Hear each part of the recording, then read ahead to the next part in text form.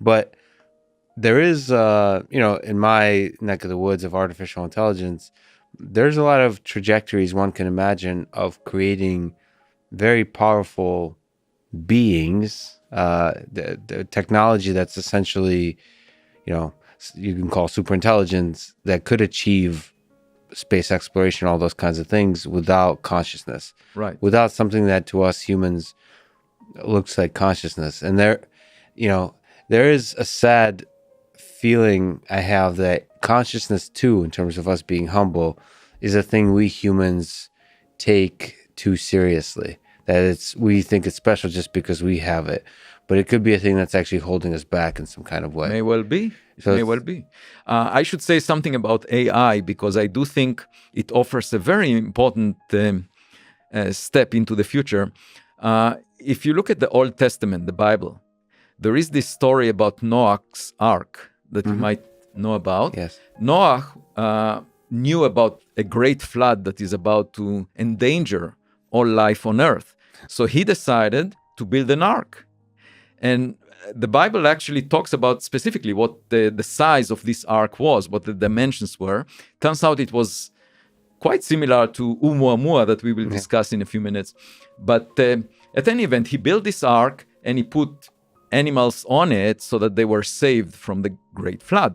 Now, you can think about doing the same on earth, because there are risks for future catastrophes.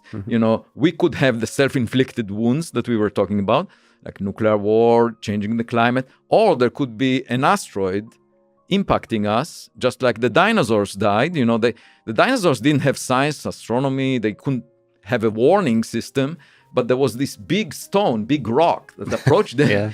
It must have been a beautiful sight. Just when it was approaching, got very big and then smashed them, and killed them. So you could have a catastrophe like that, or in 1 billion years, the sun will basically boil off all the oceans on Earth. And currently, all our eggs are in one basket, but we can spread them. It's sort of like the printing press, if you think about it. The revolution that Gutenberg brought is there were very few copies of the Bible at the time, and each of them was precious because it was handwritten. But once the printing press produced multiple copies, if something bad happened to one of the copies, it wasn't a catastrophe, it wasn't disaster, because you had many more copies. And so if we have copies of life here on Earth elsewhere, then we avoid the risk of it being eliminated by a single point breakdown, catastrophe. So the question is, can we build Noah's spaceship that will carry life as we know it? Now, you might think we have to put elephants and whales and birds on a big spaceship, but that's not true, because all you need to know is the DNA making, the genetic making of these animals, put it on a computer system that has AI plus a 3D printer, so that this CubeSat, which is rather small, can go with this information to another planet and use the raw materials there to produce synthetic life. And that would be a way of producing copies, just like the Gutenberg printing press. Yeah, and it doesn't have to be exact copies of the humans. It could just contain some basic elements of life, and then have enough life on board that it could reproduce the process of evolution on another place. Right. So, that also makes you sad, of course, because you confront the mortality of your own little precious consciousness and all your own memories and knowledge and all that stuff. That's right. But who cares?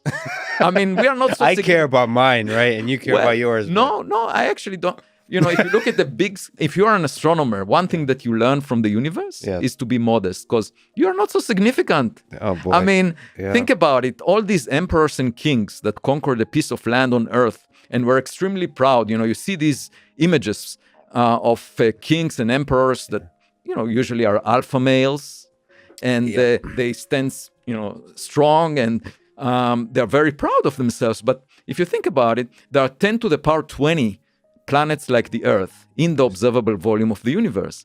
And this view of conquering a piece of land, and even conquering all of Earth, is just like an ant hugging a single grain of sand on the landscape of a huge beach. That's not very impressive. So you can't be arrogant. If you see the big picture, You have to be humble. Also, we are short-lived. We within 100 years, that's it, right? So what does it teach you?